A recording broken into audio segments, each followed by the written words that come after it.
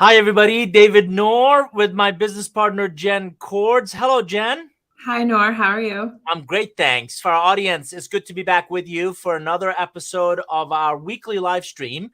We call this Intelligent Growth, and the focus is as an individual, as a team, as an organization, how do you consistently, how do you proactively, dare I say, how do you predictively really think about your personal growth, the team's growth, the organizational or enterprise growth in an intelligent and profitable manner?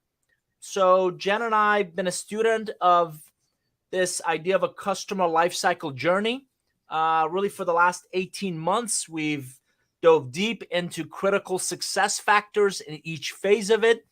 And the intent of these sessions, and we're live on Facebook and LinkedIn and YouTube and Twitter, is to not just share ideas, but we're hoping you'll jump in as well with your questions, comments, and let's really help disseminate what we're thinking of, what we're seeing, the ideas, the perspectives on what it takes, particularly in the post-pandemic, constantly volatile world, and how to grow personally, how to grow as a team, how to grow as an organization. Zamig is always reliable from Azerbaijan joining us. Hello, Zamig.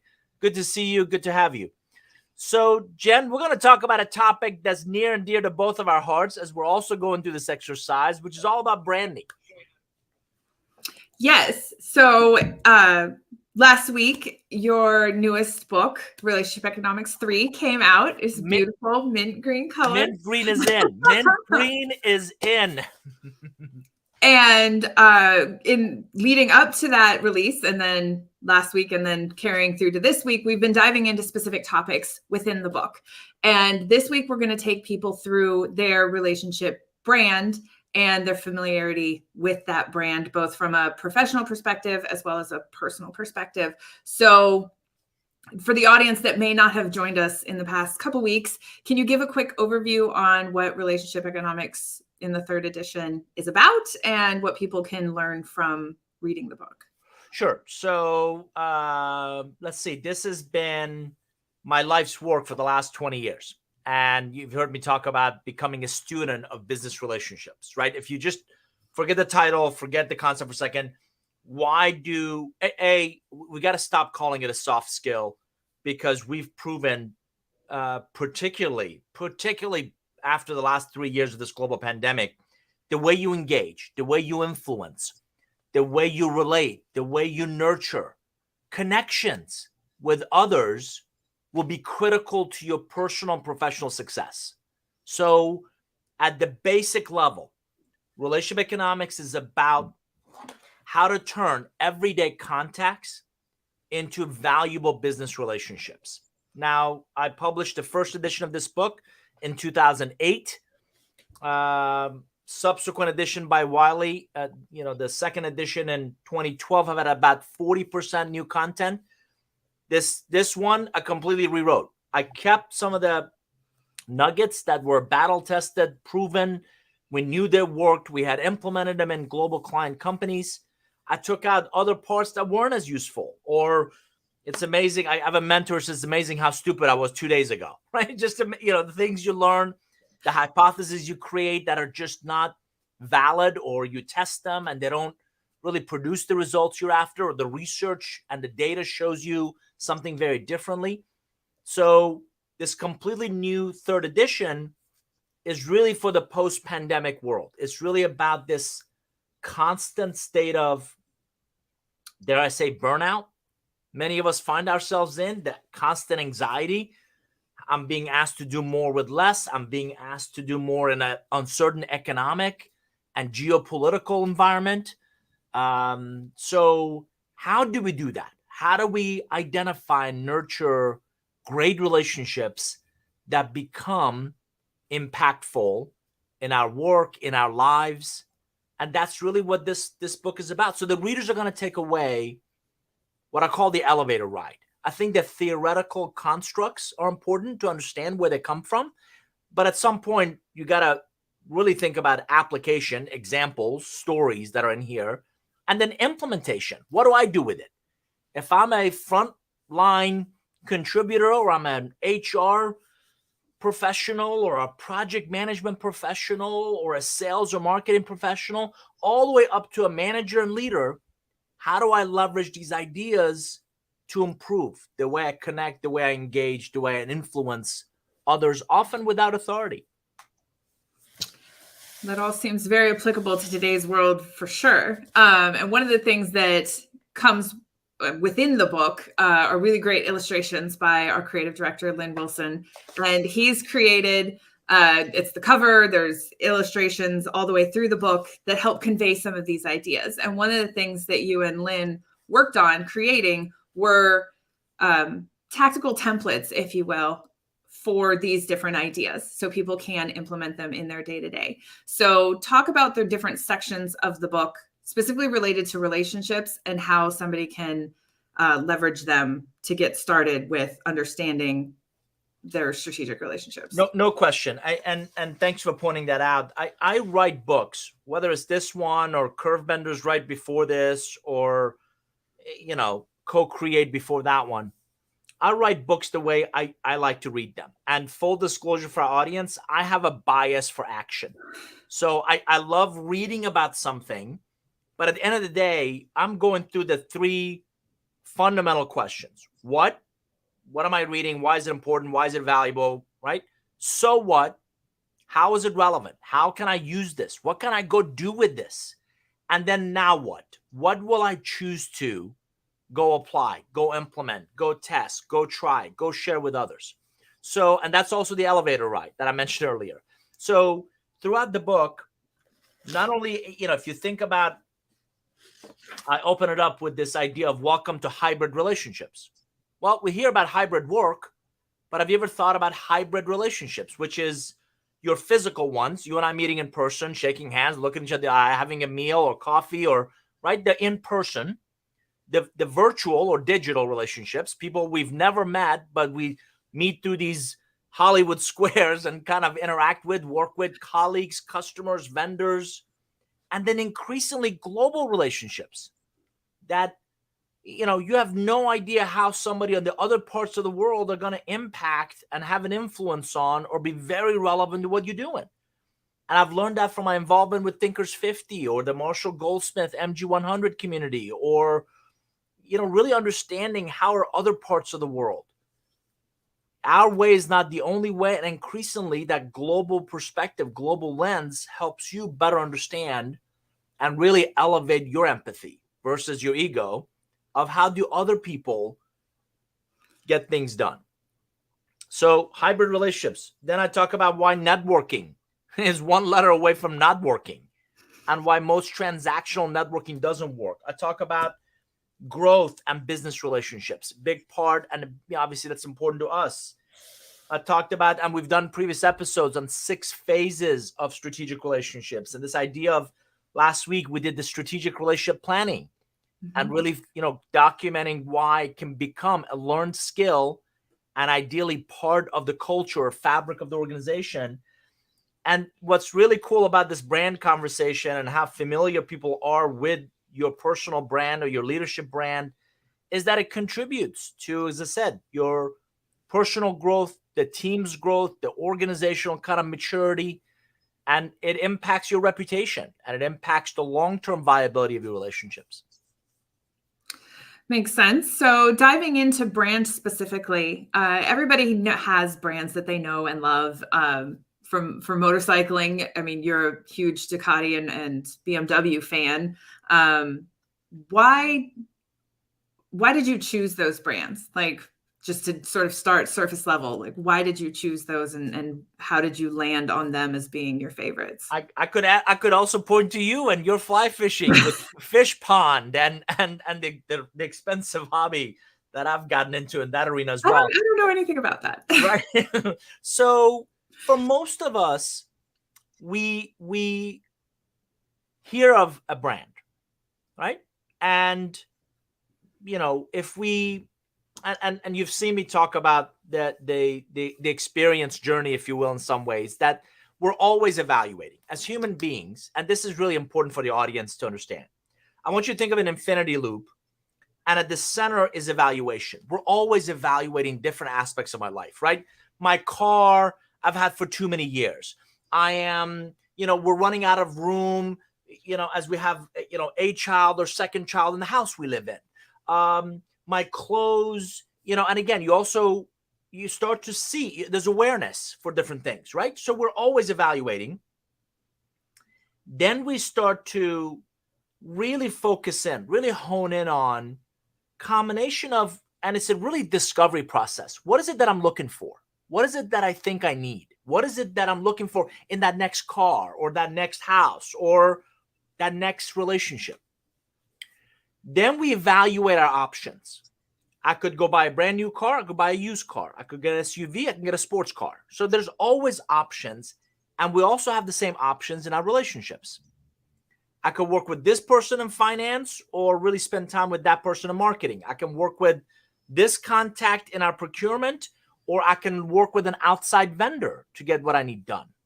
So we're always evaluating our options, and we come back to the center. We come back to really hone in on where am I really focused on? What's working for me? What's not working for me? What do I want more or less of in the relationships, in the interactions that I have and I work with on a regular basis? So that journey, it seems to be an ongoing one in that evaluation, in that progression, if you will. Then, and you've heard me say this, then at some point we buy. And it's not just buying products or services. We buy information. We buy credibility. We buy believability. Jenn is really knowledgeable about this RevOps space, and she knows processes like customer lifecycle journey, and she knows tech stack like my HubSpot should be tied to my Salesforce, that should be tied to our customer service environment, right? Right. Then we use the product. So I ride a BMW motorcycle and I see that it's reliable and it's got power and I feel there's an emotional connection. I feel good about riding fast around the track or riding far with a touring bike. So as we use it, we come back to evaluation. Now we're not only familiar with that brand, we now start to build preferences. And Jenn, this is exactly the same way as we interact with people. Sociologists tell us when we meet somebody else, we give a little, they take, they judge, they give a little. We take, we judge, we give a little back. Too much, too fast, and you're like, whoa, dude, we just met, right? You're thinking that person is just overbearing. Too little, and you're thinking they're distant, or they're hiding something, or why are they cold? Those are layman's terms. Right. So the goal is this natural interaction. As we get to know them beyond the contact, we work with them. We look for opportunities to work with them. And we see, and this is a couple of points I want to really emphasize. We see how they show up. We see what matters to them. We observe their behaviors in those interactions. Good people, and I learned this from, interestingly enough, a good friend and one of my clients, Bill Hogan, always assume good intent. Mm-hmm. So good people, good intent, how do they show up? Are our values aligned? Are our objectives, outcomes, desired outcomes aligned? Do we feel encouraged, supported, bolstered by being around this person? Do we feel value in interacting with this person? And that's when we make the decision of, I'm going to be proactive, I'm going to pursue, I'm going to invest in, I'm going to pour love and support into this person. Or you know what? Again, layman's terms, that person's not my cup of tea. Or you know what? I don't have time for his drama. I don't have time for her baggage. And there's a expression that, Jennifer Bridges, longtime friend and a partner over at PD Used to Go. I love her expression. It's a Southern expression for the rest of the audience that says, if I'm not saying it, my face is showing it. And most people don't want to be confrontational. They don't want to highlight something that disappoints them. So what do? They just kind of disengage. They revert back to their comfort zone and the relationship ecosystem with which they feel valued and good use of their time. And that's when they stop returning calls and emails. That's where they don't really see the value in interacting with you. Makes sense. So by defining like company brands, that's kind of an understood practice in the industry, and we all kind of understand what brands are and what makes them what makes them great, and they always are trying to refine that for everybody. Why is it so for individuals? You talked about how it's important for their ecosystem and growing their relationships. Now there's this other part of it that you mentioned in the book about insistence on capabilities and an insistence on the manner in which you build these relationships. So can you talk about the difference between just the relationships from like a technical perspective and then also the insistence on the strategic relationships? Yep, great point. So again, for the audience, if you have the book, if you don't have the book, you may want to earmark page 160, top of page 160 is a great illustration. And again, as Jenn mentioned, Lynn Wilson is our creative director. And what I love about working with Lynn is I tell him, Lynn, here's what I'm thinking. And he's masterful at taking all these ideas and discerning them into these great visuals. And the easiest way to describe this creating brand insistence is really a stair step. So if you think about, you brought up, motorcycles, or in your world, fly fishing. First thing is we have to have some sort of awareness. So again, for individuals within teams within organizations, what are you doing to create awareness for your unique value add? What are you doing to create awareness for unique skill, your approach to solving problems, your technical skills? We've worked with law firms, and that person knows more about IP law than anybody else. We've worked with engineering firms, and that person knows more about environmental engineering than anybody else. But they didn't get there overnight. So they create. And this is counterintuitive for some people, because I think most of our parents taught us to be humble and practice humility. And we're also big believers of that. By the same token, I'm going to reiterate something a coach, Alan Weiss, drove into me. If you don't toot your own horn, there is no music. Yes. So the reason you and I write articles, the reason we publish, I've got my next Forbes article coming out this week. And the reason we do this live stream is you got to share, you got to create awareness without wearing your eagerness on your sleeve, without, promoting without coming across as a jerk, right? Have you met people who do a really good job and they want to make sure they tell you they do a really good job and they're very good at doing a good job, and they in every conversation, yes, every conversation, right? It's all about them 365 days a year. But enough about you. Let's talk about me, right? Okay. So you got to create awareness. Then the next stair step is relevant differentiation. Differentiation for sake of differentiation could be, I could show up in a purple wig. How's that relevant to the needs of your target audience, target relationships? This is not a sales thing. This is, how well do you understand my audience? How well am I relating to the needs of my audience? Because only when I demonstrate relevant differentiation, we all tend to bucket people anyway, right? Is that person an accountant or is their attorney? Forget the fact that there are IP attorneys for startups in the cybersecurity. They're an attorney. We bucket people. Right. So that relevant differentiation leads people to bucket you in the right bucket and really helps you people. Okay, who do I know who's an attorney first? And it goes macro to micro, right? Oh, I need an IP attorney. Oh, I need an IP attorney who understands startups and has direct and relevant experience in working with founders. You see how that kind of funnels down? So relevant differentiation. Then the next stair step is value. Notice I didn't say cheapest cost. I've never met anyone who's always looking for the cheapest attorney or cheapest surgeon or cheapest mechanic. Nobody looks for the cheapest. Well, I mean, they might look for the cheapest, but it's that triangle. You either can have good, cheap, or quick. You only can have two of the three. You can't have all three. And looking for cheapest always comes back and bites us. Absolutely. Because I got the cheapest painter, and damn, we're gonna have to paint this place all over again. Or I got the cheapest carpenter, and I'm pretty sure this is how they measured. Was it straight? So what we all look for is value. which is really an investment versus, the cost versus what do I perceive to be the value in return. Then is it accessibility?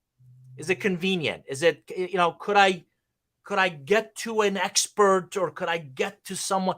That attorney is, either pain to work with or make me jump through hoops, or I've never, this is more your world than mine. I've never understood companies that want to talk to my third grade teacher so I can download a position paper. Like, are you that desperate for my name and email that you got to make me jump through a bunch of hoops to get that information? And I'm not downloading anything because I'm bored. I'm downloading that position paper, white paper kind of methodology. The other thing I don't like is, and you've been around me long enough, fluff pieces. How often do we download? They sell it with a whole bunch of sizzle of this thing is gonna change your world, and you download it like, wait, where's the old I think it was Wendy's ad with the older ladies? Where's the beef? Right? Where is the meat in this paper that you promised? Because it's not actionable. I can't do anything with it. And last but not least, as I mentioned this earlier, emotional connection. Does it resonate? I have an emotional connection to BMW and Ducati that I ride because it represents me. I use an Apple product because it represents kind of the conveniences and the cachet in some ways, that emotional connection to me. And so this idea of creating brand insistence, all the research, all the conversations, beyond our affinity for things, our affinity for experiences, we also develop an affinity for people. And that's really where I wanted to focus, based on that macro level view to more micro. Makes sense. And in the book, one of the things that you stress is building a preference for your technical skills. Because a lot of people, for example, can do RevOps work.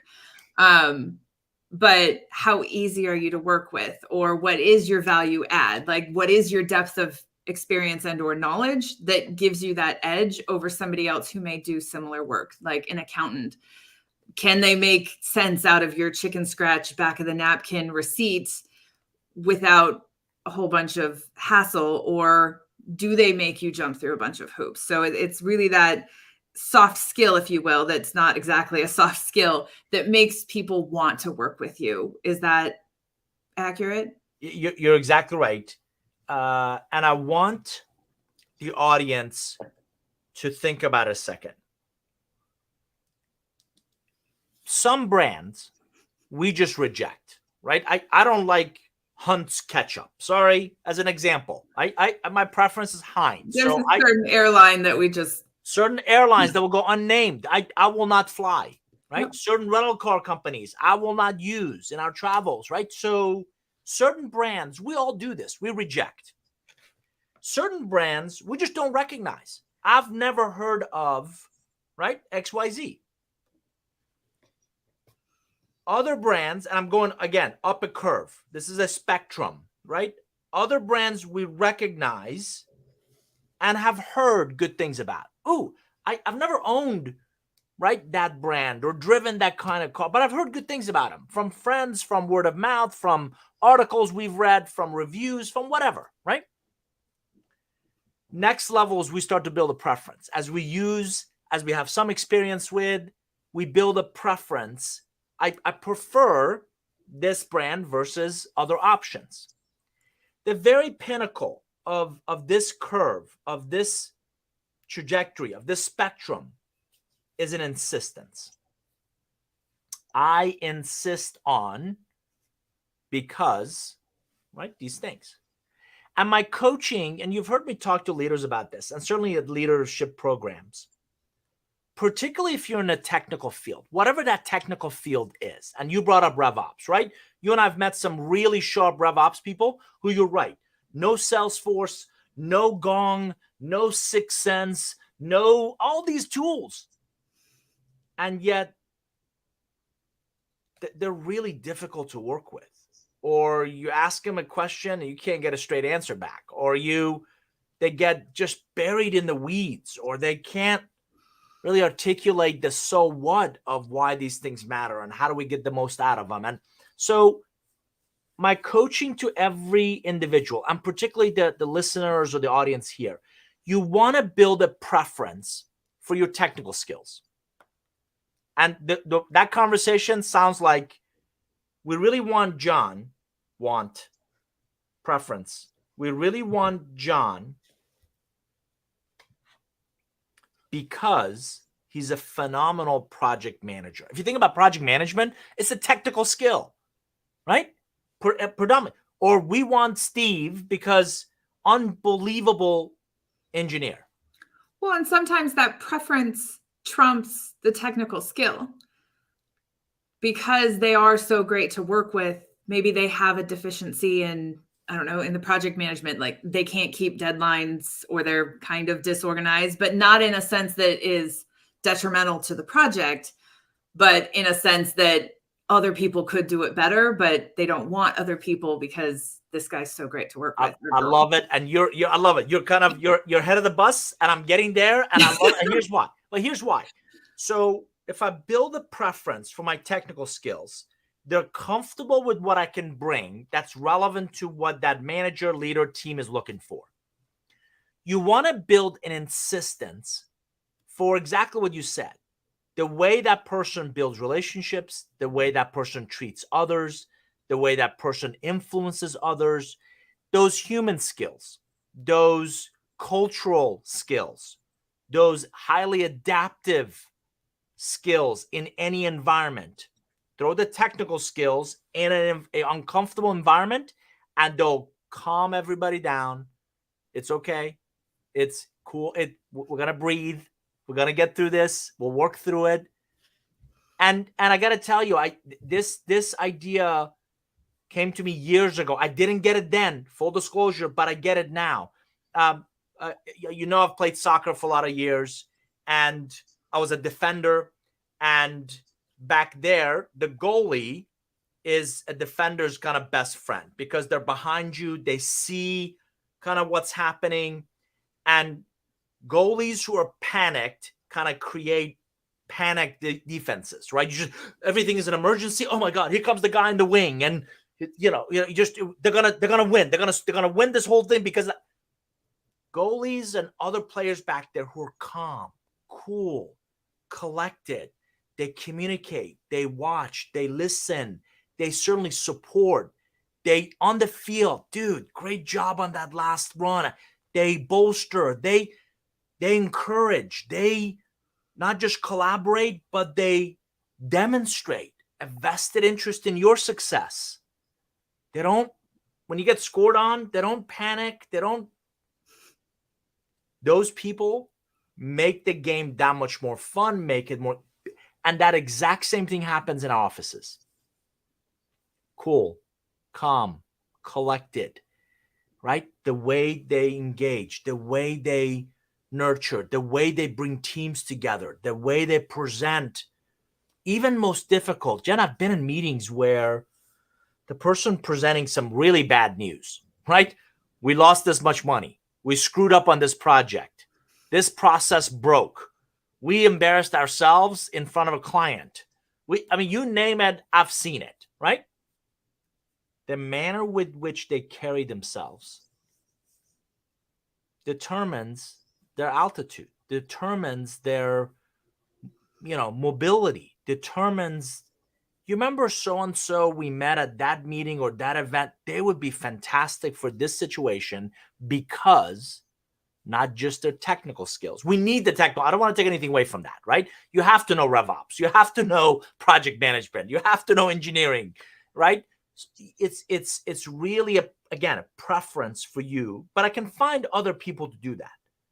The insistence is, I want you. We have to have Beth on this team because she speaks not just technology, she also speaks marketing. She speaks finance. She can relate to that remote office or the warehouse and the supply chain challenges they're having. And that ability to connect at a human level is what sets everybody apart. Makes sense. So in the book, we do talk about the levels of your relationship brand familiarity, and you've created a chart and sort of a template that people can leverage to help familiarize themselves with that and work through some of the initial foundation work as they learn about their strategic relationships. Can you talk about that and how somebody can leverage it in their day-to-day? Absolutely. So just beyond talking about it, I thought I would also give you a chance and the audience a chance to show this. So this is a series of exercises that for audience, we encourage you to come join us in nourgroup.com/forum. That's our private online community. There's an RE3 launch group. This is where I share unique content and unique, experiences. And within this environment, we've created several exercises. So Jen and I talked about strategic relationship planning last time. There's design thinking and strategic relationships. This is the one that is most relevant to this conversation, which is, as I said earlier, at the bottom, there's some things we just reject, right? There's some brands that we're not as excited about. We're not as, it's not as instrumental in kind of what we're trying to do. And I'm going to turn off some of these other things so you can see the whole. So the bottom is rejection. Then the next one is kind of non-rejection. We're just kind of not aware of them. Then association recognition, we're aware of them, as I mentioned. Then there's preference that kind of comes up. And then the very top is insistence.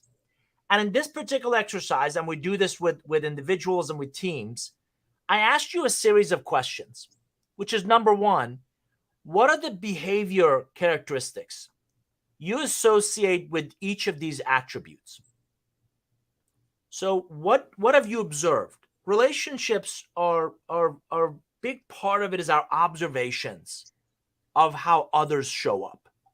So what behaviors do others demonstrate that you just reject? What are they doing? What are they, right? What do they do that makes you cringe? What are that manager or leader or any of your colleagues, or have you been in a meeting with a partner or in a customer when the other side says something like, I can't believe they just said that, or how tone deaf do you have to be, or how, coolest do you have to be in this environment to say something like that, right? It just demonstrates poor judgment, demonstrates lack of just really understanding of your audience and your surroundings. And so what are the, again, behaviors that you associate or you recognize? Preference. What behaviors do other people demonstrate that you have a preference for? And then certainly last but not least, insistence. Second question, how do you generally show up today and why? Now, some people say it depends. If it's a group I don't like, I'm going to be a jerk and a half. Conversely, if it's a group I'm trying to impress, I'm going to be, my Sunday best, and I'm going to be on my best behavior. And that's what I said generally. If I would take all of that holistically, where would you show up? Where do you consistently show up? And then third, if we asked others, how would they describe your brand? Your personal, your technical, your professional, how would they describe it? And again, how do you know? Jen, here's the other thing that people just blindly guess at this stuff. I keep coming back to, how do you know? How do you know that's how you're perceived? Because you can't do anything about perceptions you don't understand. You can't do anything about information you don't understand. So really critical to think through these. And then last but not least is this idea of, again, you know me, I'm a big believer of 30, 60, 90-day plans. Your personal branding plan. Where should you focus? How do you enhance? How do you amplify? How do you elevate your brand? Because that's what people are going to notice. That's what they're going to keep coming back to. That's what they're going to really value in kind of how you show up. So related to the question of how do you know? Previously, you've mentioned asking others and doing kind of a survey. Would you say that in this exercise as well, you should go on what you've called before a listening tour? That's exactly right. So I'm a big believer of, I know this will come as a shock to you, I'm a list maker. Full disclosure, everybody. Hi, my name is David Nour, and I'm a list maker. Hi, David. Yeah, make a list. Make a list of your top 10 relationships. Make a list of your top 30, top 50 relationships that you like, you trust, and you respect. And go to them and ask questions like, what do you perceive that I do exceptionally well? What do you perceive to be some of my growing edges? If these are people you like and you respect and you trust, hopefully they don't have to problem telling you, Nour, you are one of the most, I'm making this up. You're one of the most driven people we know. That one happens to be true, right?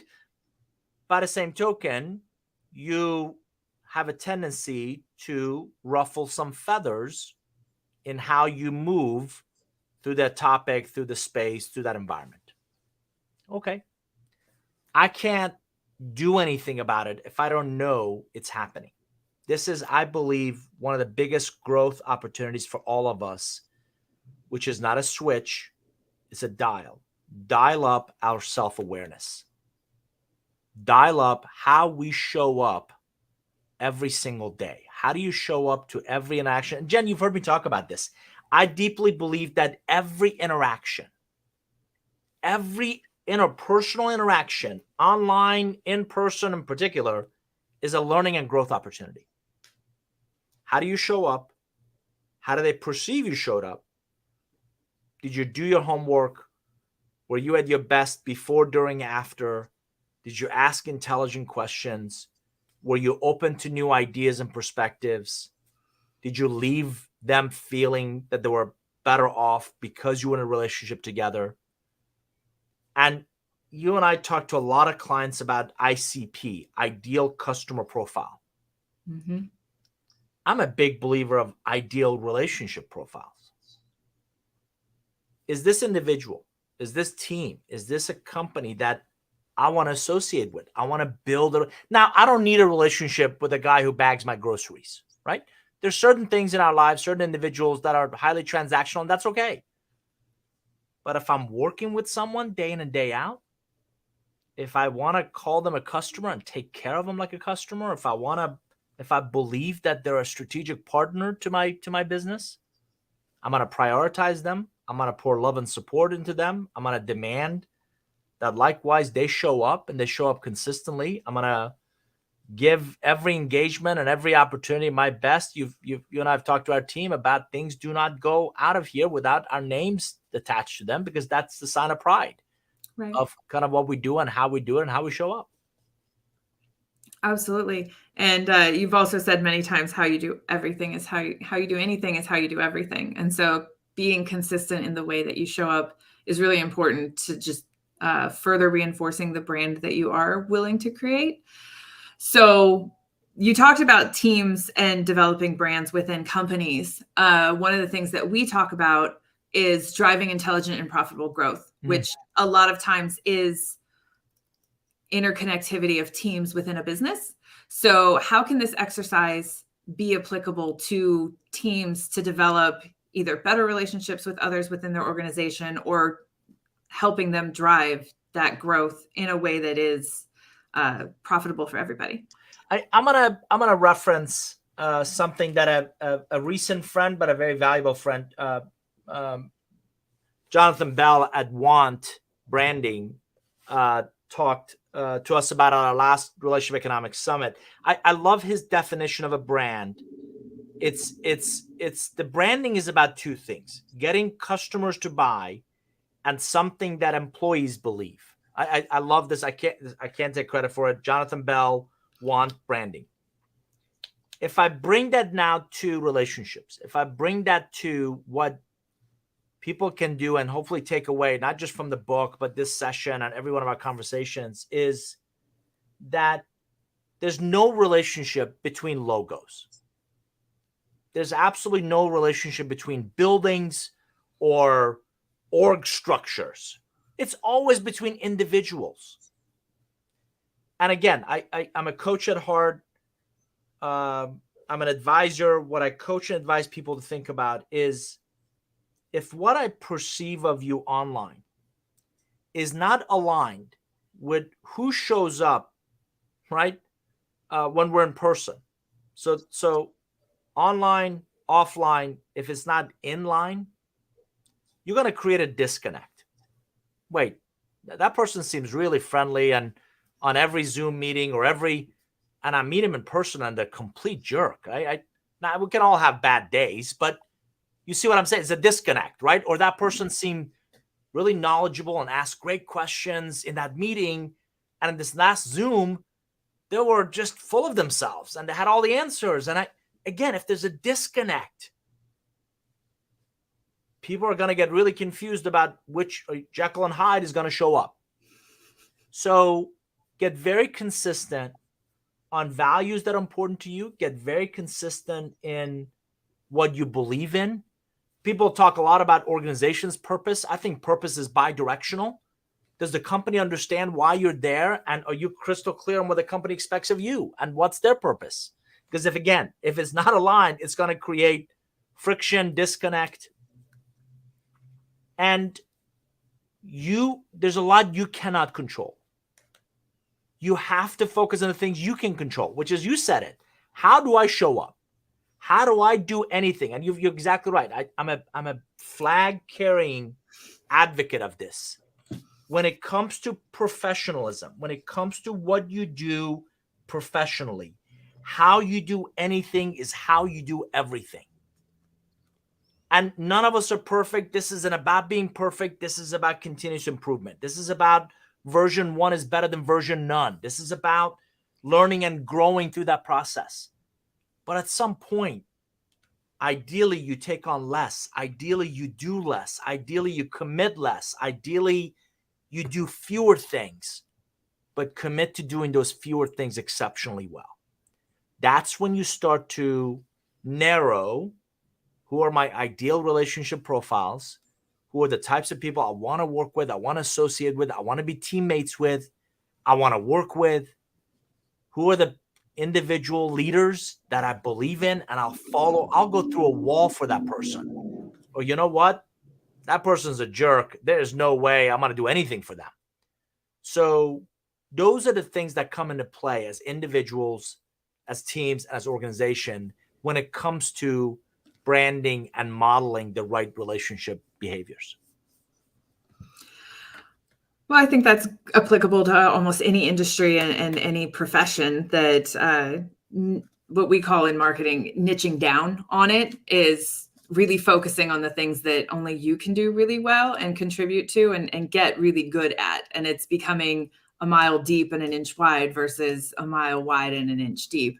And so with that in mind, like, what would you say is the key takeaway or the action item that you'd love people to see from today's episode on developing their brand familiarity? So I would, and we got a great comment from a LinkedIn user that I just want to jump in and address real quick. So thanks for jumping in. I would argue you need to have an eye also toward relationships that may not be as consistent or easy, because there's growth opportunities there. Unequivocally, yes. I've also, probably a topic for another session, but I've also believed that a certain dose of respectful pushback is healthy. A certain dose of respectful debate is really healthy in business relationships. If I'm not attacking the individual, you never attack the individual. You attack the ideas, you attack the process, you attack the manner which kind of we get there to improve it. It has got to be that good intent. It has to be that transparency that says, I'm asking to clarify. I'm asking to ensure we put our best foot forward. And those are critical. So thanks for jumping in. And it says LinkedIn user. If you're not connected to Nour Group, if you're not following Nour Group, it just generically LinkedIn says LinkedIn user. So thank you for jumping in. One of those things is the healthy debate and healthy disagreement also can help create a better idea. If you have a lot of people around you or working on a specific project that affectionately, they're all yes people.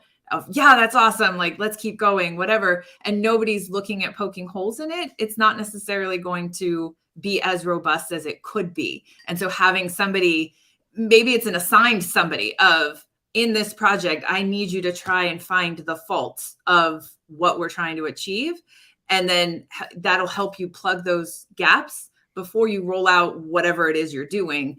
And it helps you see the deficiencies that you may have been blind to before. And it all is within good intent. And occasionally that healthy debate doesn't change the outcome or the direction of what you're doing, but at least you had that conversation and you evaluated it in a way that's deeper than just surface level. And just to build on the comment from the last person who jumped in, you have an eye on towards relationship that may not be as consistent. I would try to find out why. And I had somebody do this with me last past week, right? So we all that's why I said we're all a work in progress. I had someone who I consider a friend and a colleague, bring up that the last time we interacted, mea culpa, right? I didn't follow up. I didn't deliver on the commitments I made in that meeting, right? And again, and he said, I get it. You got busy. We write books. We cater to clients. We have internal challenges. Who doesn't? So build relationships who don't mind sharing that candor in your growing edges.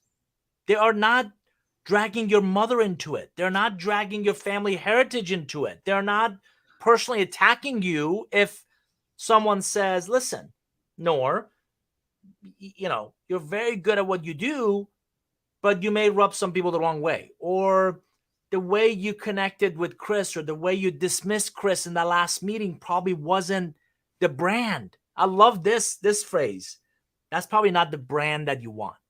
That's probably not the leadership brand that you're after. That's probably not on brand for you as a leader, as a teammate, as a project lead, as whatever. And if you appeal to people's logical self-interest, our research shows this, our experience shows this, that they're much more likely to listen, hear it, hopefully internalize it, and it impacts the way they kind of show up the next time. Yes, and it's not always an easy thing to hear or internalize, but if you go with an open mind and, again, assuming good intent, it'll help anybody grow within their personal or professional relationship. And I want to build on that. If they don't, number one, I try to stay away from unsolicited advice, right? So it's just like we all have opinions and most people don't care. So and that's something I suggest to others. Just kind of stay away from unsolicited advice, or you could ask permission. Hey, may I provide some input, or can I give you some? I like the idea of, and I learned this from Marshall Goldsmith, feed forward. Feedback is not as helpful as feed forward. How can you take this and in a constructive, positive way, move forward with it? So I ask permission. Are you open to some coaching? Are you open to something that I observe? And most people who benefit, genuinely value personal and professional growth would say yes. They may not, and you said it. It's really hard to hear. Who likes being told you screwed up or you didn't do something well? Or and you and I attend the same church, and our pastor right now is talking about words have, they're weighty and they matter, and right? Who doesn't? Who gets excited about being told that you screwed that one up, right? So it's difficult, always difficult to hear. Yet that's where professional maturity comes from. That's where that growth mindset comes from. That's where I genuinely want the best version of me to show up consistently, because I know it's there. And I want to tap into it with the right skills, the right behaviors, the right relationship ecosystem that bolsters me towards greater success, not anchors me or drags me down. And I don't feel like I'm better off because of these people. Absolutely. So wrapping up, our next episode is actually going to be about predictive analytics and relationship intelligence, which should be a really great topic. And David and I will dive deeper into that next week. Just as a reminder, you can join us in the forum. It's nourgroup.com/forum. It's our private online community that other leaders and executives are there and having conversations about these topics that we talk about, but then also other challenges that they may be presented with in their own businesses. So if you're not part of the forum, please join us there. And you can watch the replay of this on LinkedIn, YouTube, Twitter. We also turn it into a podcast. So if you listen on Spotify or Apple, and all the resources that we presented today will also be available in the forum. And David's book, Relationship Economics, is available now. And so if you are interested in learning more about this topic or any of the things that we've talked about previously, they are all in that book, and it's available now wherever you buy books. So we thank you for joining us, and we hope you tune in next week at noon Eastern for another episode of Intelligent Growth Live. And on behalf of my business partner, David, we thank you for joining us. Thanks, everybody. See you next time. All the best.